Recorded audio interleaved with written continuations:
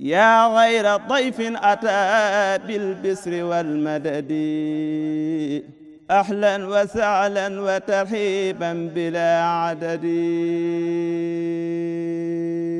asalaamaaleykum wa rahmatullahi wa barakaatuhu.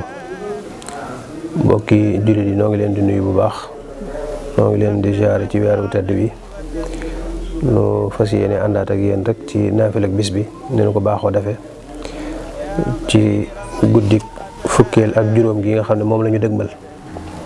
Sëriñ Souhaïbou wax ne ku ci julli juróom benn rakka ci guddik fukkeel ak juróom gi, rakka bu ñu nekk nga jàng ci fatiha benn yoon ak isaa jaa nasrullahi benn yoon, daal ciy teg nag xul huwallaahu fanweer ak juróom mooy 35.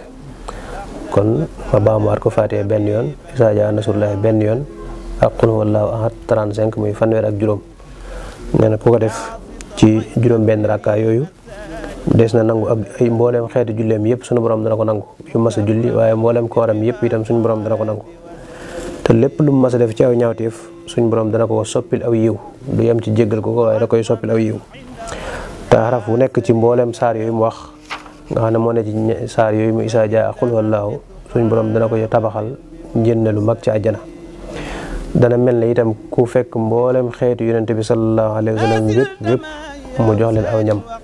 kon tuyaaba ju toll noonu moo ne ci ku naafila googu ci guddik fukkeel ak juróom.